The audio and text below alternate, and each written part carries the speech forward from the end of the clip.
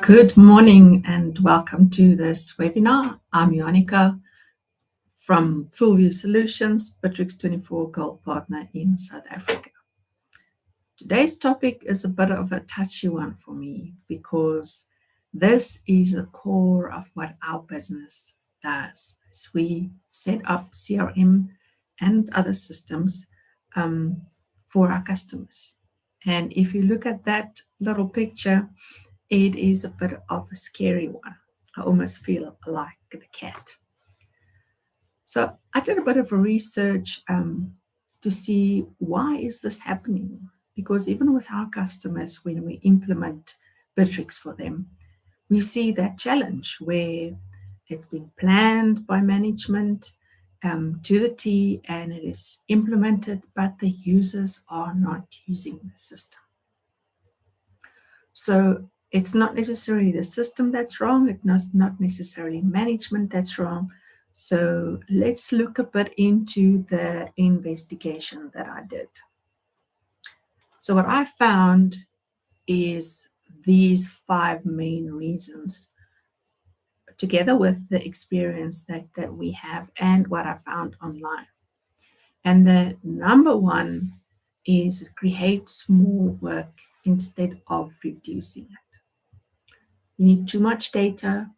You need to capture it between 2 systems. And so much of it is manually that the users just go, this is too much work. I'm not going to do this. It's not worth my while. And then they don't use the system. Number 2, if it doesn't fit how your business actually works. Systems are designed in theory, not around real conversations and processes, and there's also no clear ownership of where the data should live. And added to that ownership is a project owner or we call it that guy that knows how the system is set up, for what reason, and to help the users. Number 3 is if it's built for reporting and not for doing the work. It kind of matches to number 5 that we'll get to is the type of data that you capture. Is it the main thing for management to see the reporting, or is it for the users or the sales reps to actually help them to work better?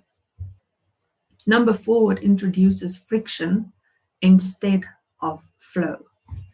Once again, links a little bit to number 1, where you need to click so many times and input, and it slows your sales process down. You want to respond to the customer quickly. So that's number 4.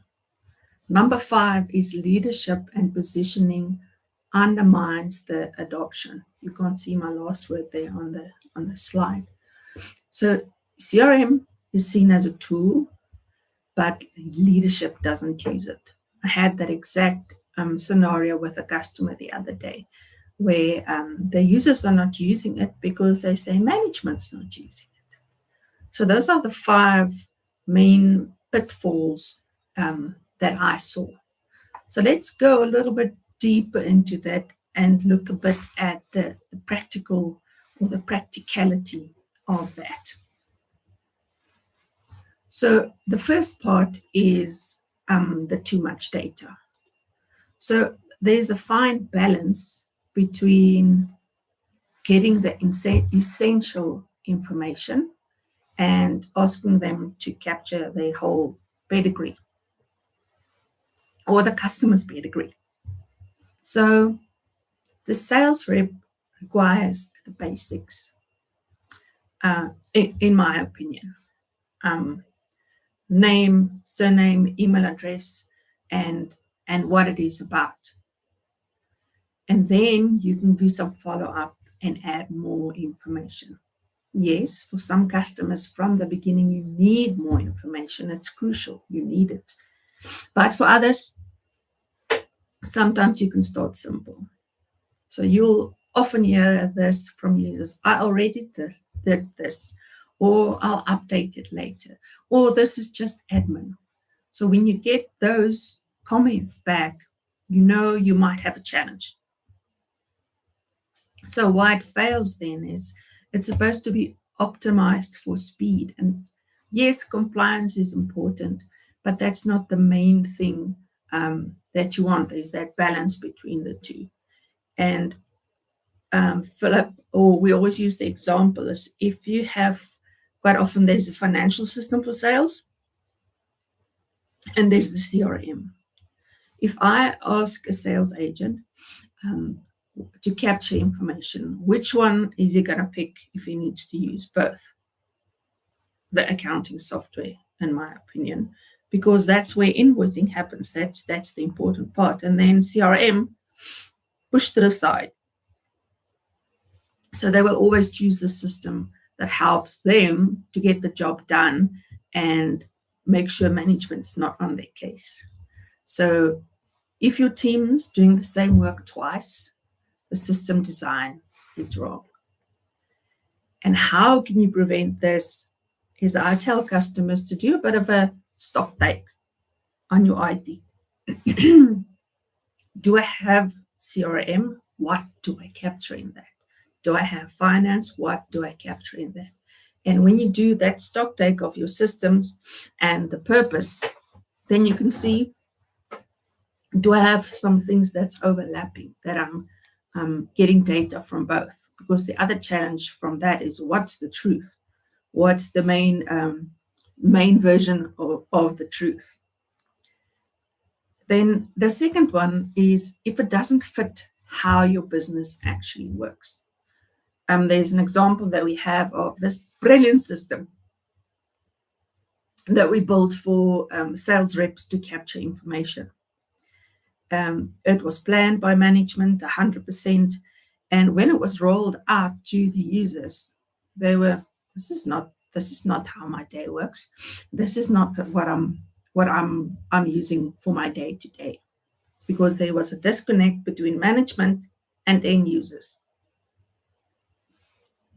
Big challenge, because management spends a lot of money to get the system implemented and they want value out of it. So I like to check in with the end user. Yes, we can't build everything that they want 100%, but if you check in with them in terms of how do you do your job, what do you need to do it more efficiently,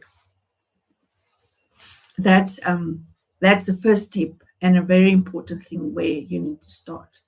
So where the process is neat and it's real life, as far as possible matching the real life scenario. It's not always possible to do 100%. So bullets on that is keep your stages linear. I like to say keep the tenses correct. Has it happened, or does it still have to happen? And a real process is not easy. Step 1, 2, 3, 4, 5. There's in between and up and down, and that messy middle that Google talks about. So it's not such a clear line. So make sure you cater for that in terms of how they can load updates, because teams will start skipping stages and work outside the CRM. And there needs to be agreement on what every stage means. So what's the signs of this? Deals are stuck in the wrong stage. People are skipping stages. There's parallel tracking outside the CRM. Example of what we had with a customer, they were using a little bit of Bitrix and a little bit of Excel. Now I had to update it in both. Some do it here, some do it there. I lose the visibility of what's happening. So we help them to say, this information from the Excel, you can do that in Bitrix easily. And then you only have one system that you have to use, and you give access to management or whoever the users are that needs to have access to that. So make sure it matches the reality. Number 3 is a tricky one. If it's built for reporting, not action. Yes, Bitrix has a very powerful BI tool, and yes, you can report on it. But there's once again that fine balance between do you have a lot of fields that are just for the in case, or open text fields where you have to type information because everybody writes something else, or there's no clear action of what needs to happen. If those are the type of things you capture, then reporting is not so easy. If I make a typo on the region that I have to service, I can't report on how many sales I got per region. And then the data is inconsistent, you can't report on it. But there's also sometimes a field where it's just not practical to have a list of drop-down options, and then you have to type text. So make sure you limit the text, giving the users the ability to say what they have to say, but also having it with data that allows you to report. So why doesn't it help? So then your users can't move forward. It feels like I'm just doing this for management because it's the policeman that checks if I'm doing my job. And then you have that drop off from your implementation. So you can't report on it if you don't capture it, but only capture what helps you to take the next step. Number 4, it introduces friction instead of flow. Sometimes it's not a big problem. It's a lot of small problems that we need to address. So too many clicks to make a phone call, too many required stages and fields before I can move on. Screens are too busy. That's one thing with Bitrix that we help our customers to say, limit what's on your screen. Switch off. Hide fields that you don't need. So the user is not this, wow, big screen of everything that they have to capture, because it makes it cluttered and a bit overwhelming. Mobile versus desktop. So if you don't give them a mobile version, it slows down their work. Need to go to my laptop capture versus pick up my phone, capture the information, and I can move on. Small little things. And if you prefer to use the desktop, great. If you prefer to use the phone, you can use either one of the two to help you to do your job quicker. Then leadership positioning and undermining the adoption. A very big implementation we are 99% done with. The users had to test it, but management wasn't testing as well.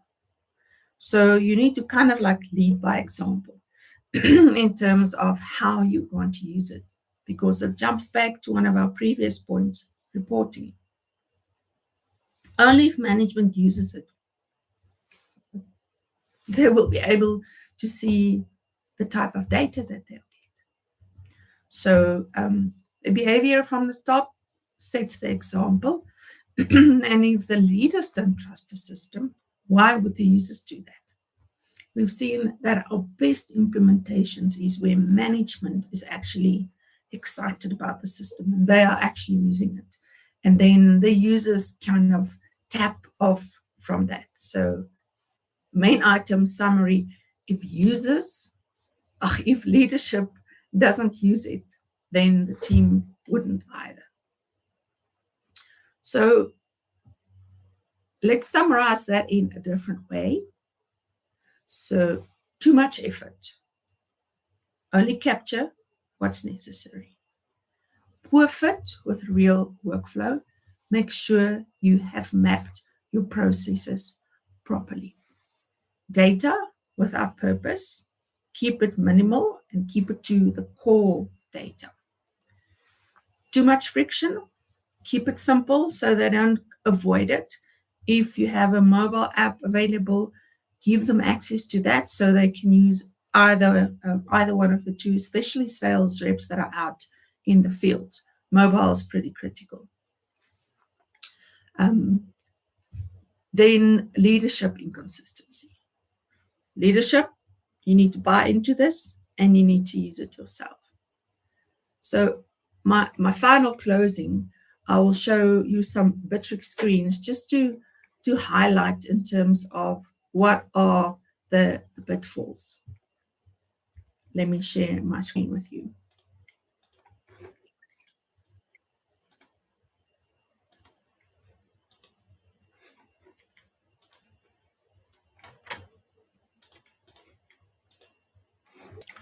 So one of the big challenges with Bitrix is to have it overwhelming, where it's too much.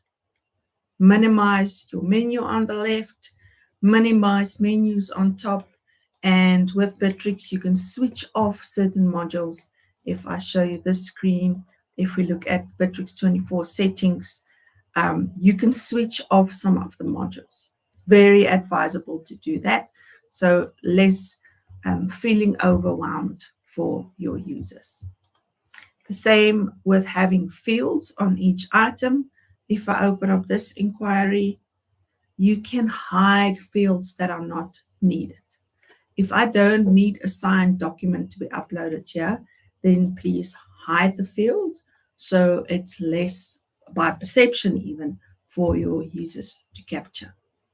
So that's the two simple ones on Bitrix that you can do. You can see the pipelines. Having a pipeline with 50 stages makes visibility challenging, and your users are overwhelmed. They don't know what to use. So those are my 3 simple tips for when you're using Bitrix. I don't know if we have any questions. You guys are welcome to pop it in the chat, and then we can look at it, or I can respond to you afterwards. And while you're doing that, these principles are for any CRM that you use, whether it's Bitrix or Salesforce or HubSpot or Zoho. Keep this in mind when you plan so that your return on investment for your software gives you what you need. That's it from me for today. Looking forward to joining you on the next webinar.